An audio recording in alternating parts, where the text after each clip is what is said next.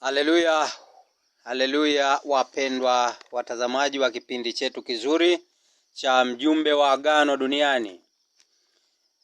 Bado tunaendelea na semina yetu ya mwisho wa dunia na mjumbe wa agano duniani, na bado tupo katika somo letu la maarifa, taa ya tatu, maarifa. Na bado tunaendelea kupata maarifa mengi. Tuliona jinsi ambavyo mmoja ndiye aliyeitwa, na tukaona ya kwamba huyo ameitwa akawa ametokewa na ishara na maajabu manne, na tukaona kabisa kwamba neno likatimizwa namna hiyo. Lakini huyo ndio aliyeitwa na Mungu, tofauti na hawa manabii ambao wanaibuka tu namna hiyo, bila wito wowote, bila kutimiza maandiko yoyote, na wanatimiza tu yale maandiko yaliyoandikwa katika kile kitabu cha Mathayo mlango wa 7, Mathayo mlango wa 24. Wanatimiza hayo maandiko pale kwenye Wathesalonike wa pili mlango wa 2, wanatimiza hayo maandiko asi. Lakini kila mtu ambaye anajiita ni mtumishi wa Mungu amekuja kwa kusudi.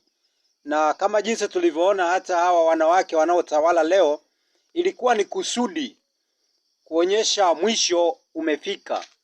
Unaweza kuona hata tunapoona kwamba majumba haya watu wanayakimbia huko Ukraine, huko Gaza, huko Israeli, mahali popote penye vita.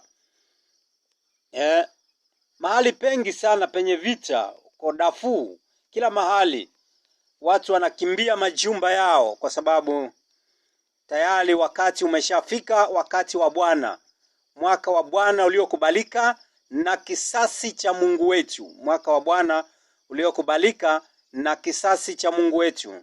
Lakini huyu mjumbe wa agano ilikuwa apite katika tanuru la mateso, apite kwenye mateso ya kushindana na huo uzao wa nyoka. Uzao wa nyoka umempitisha katika mateso makubwa sana hiyo miaka yote, akiwa anafundishwa kwa neno na kwa tendo, ukiangalia kitabu cha Isaya 48 mstari wa 6 mpaka hapo chini, anasema hivi: Umesikia haya? Tazama haya yote, nanyi je, hamtayahubiri? Nimekuonesha mambo mapya tangu wakati huu, yani wakati wa mwaka wa Bwana uliokubalika, wakati wa siku ya Bwana iliyo halisi. Naam, mambo yaliyofichwa usiyoyajua yameumbwa sasa, wala si tokea zamani, na kabla ya siku hii ya leo hukusikia habari yake, usije ukasema, tazama naliyajua. Naam, hukusikia, naam, hukujua, naam, tokea zamani sikio lako halikuzibuka. Maana nalijua ya kuwa wewe watenda kwa hila nyingi, nawe umeitwa mkosaji tangu kuzaliwa. Nawe umeitwa mkosaji tangu kuzaliwa kwako.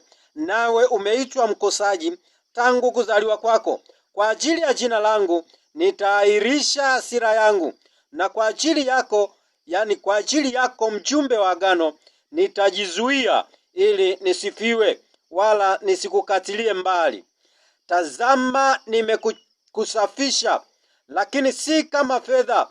Nimekuchagua katika tanuru ya mateso. Kwa ajili ya nafsi yangu nitatenda haya. Je, litiwa unajisi jina langu? Wala sitampa mwingine utukufu wangu. Hapo anasema amemchagua mjumbe wa agano katika tanuru la mateso, na hawezi akampa mwingine tena utukufu wake, kama ambavyo alizungumza katika kile kitabu cha Danieli, tutakapoenda kuona Danieli 2 mstari wa 44 na 45. Lakini leo tunaangalia kwa ufupi uzao wa nyoka. uzao wa nyoka ni mtu wa namna gani? Uzao wa nyoka ni mtu wa namna gani? Kitabu cha Mwanzo pale Mwanzo 3. Mwanzo 3, tutaangalia pale kwenye huo mstari wa 15. Mwanzo 3:15 anasema hivi: nami nitaweka uadui, angalia maneno hayo, nami nitaweka uadui kati yako na huyo mwanamke, na kati ya uzao wako na uzao wake, huo utakuponda kichwa na wewe utamponda kisigino. Angalia maneno hayo. Kuponda kichwa alikuwa na maana ya kwamba ataharibu fikra, ataharibu maarifa, ataharibu hekima, ataharibu ufahamu. Mungu ataharibu zile fikra ambazo zimepandikizwa zisizokuwa na maana, ile hekima ya kishetani, yale mambo ya kibilisi yataharibiwa, yatapondwa kama jinsi alivyosema, jiwe likiangukia yule mtu litamponda na kumsaga tiki. Kwa hiyo uzao wa nyoka wenyewe unatafuta mambo ya chini, mambo ya dunia, mambo kwenye nyayo, yani vitu vya dunia, mamiziki, mamipira, vitu ambavyo vitu ya kidunia haya, masinagogi haya ya kidunia, haya ambayo ndo watu wanapondwa visigino, wanabakia wanatumikishwa na shetani bila kujua. Unaweza kuona. Kwa hiyo anaendelea kusema kwamba uzao wa nyoka ni yule mtu ambaye anazaliwa na mwanamke. Kila mtu anayezaliwa na mwanamke, ndani yake kunatokea zao mbili. Kunakuwa na uzao wa Mungu na uzao wa mwanamke. Na uzao wa mwanamke unakuwa mwingi kwa sababu shetani anaruhusu mambo mabaya, umalaya namna hii, vitu vya ajabu, uzinzi wa sherati namna hii, wanazaliwa uzao wa nyoka. Kwa hiyo wanakuwa wako wengi namna hii, tofauti na uzao wa Mungu. Ni kama jinsi ambavyo Kaini na Habili. Kaini alikuwa ni uzao wa nyoka, lakini Habili alikuwa ni uzao wa Mungu. Na wale wa uzao wa nyoka huwa wanawachukia sana wale wa uzao wa Mungu, na wanataka kuwaua, na huwa wanawaua kabisa. Tunaweza kuona namna hii katika kitabu cha Mwanzo pale, uzao wa Kaini. Ukisoma Mwanzo 4 mstari wa 25 unaweza kujua habari hizo. Lakini ukiangalia kitabu cha waraka wa kwanza wa Yohana, waraka wa kwanza wa Yohana, tuangalie hapo mlango wa 3. Waraka wa kwanza wa Yohana mlango wa 3, unaweza kuona uzao wa huyu nyoka. Waraka wa kwanza wa Yohana mlango wa 3. Waraka wa kwanza wa Yohana mlango wa 3, tutaangalia pale kwenye huo mstari wa 9 mpaka 12. Mstari wa 9 anasema, kila mtu aliyezaliwa na Mungu hatendi dhambi, kwa sababu uzao wake wakaa ndani yake, wala hawezi kutenda dhambi kwa sababu amezaliwa kutokana na Mungu. Yaani yule mtu anayezaliwa kutokana na Mungu, ndani yake kunakuwa na ile roho ya Mungu ya kumuongoza kutenda yaliyo mapenzi ya Mungu, kutenda maagizo ya Mungu. Lakini yule aliyezaliwa na muovu, aliyezaliwa na muovu kupitia mwanamke, pia anakuwa anatenda kinyume na mapenzi ya Mungu, anakuwa na vitu vingi vya kidunia na mambo mengi ya kishetani. Katika hili anasema, katika hili watoto wa Mungu ni dhahiri na watoto wa Ibilisi nao. Mtu yeyote asiyetenda haki hatokani na Mungu, wala yeye asiyempenda ndugu yake.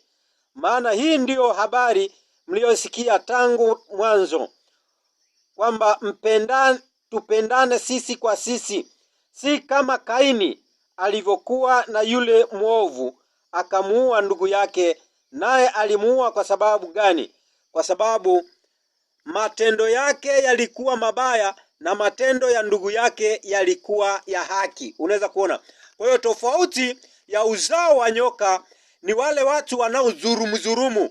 Unaweza kuona katika nchi mbalimbali, utaweza kuona kwamba nchi inashikiliwa na hao wakuu wengi hawatendi haki, ni wa binafsi. Yani ukipewa madaraka namna hiyo, unaonekana kama ile nchi na mali zote zilizoko ni kama za kwako. Utaona jinsi ambavyo wanajitajirisha, wanajenga majumba ya kifahari namna hii na vitu vya kifahari, na anatoa pesa ovyo ovyo tu, hata kwenye mambo ya kidunia yasio na maana. Unakuta anapeleka huko pesa, anapeleka huko. Ujue huyo ni uzao wa Ibilisi, uzao wa nyoka.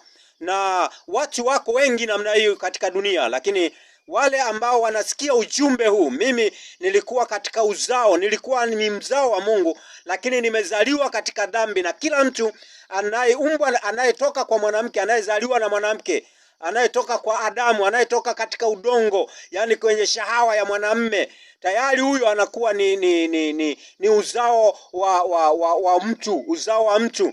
Anakuwa amezaliwa katika dhambi, na lazima atakuwa anafanya makosa, anafanya dhambi. Kwa hiyo anakuwa ni uzao wa Shetani, kwa sababu toka mwanzo watu tayari walichagua uzao wa Shetani. Na uzao wa Mungu watu unakuja kwa kusikia neno la Mungu, na uzao wa Shetani unakuja kwa kusikia maneno mengi ya kishetani.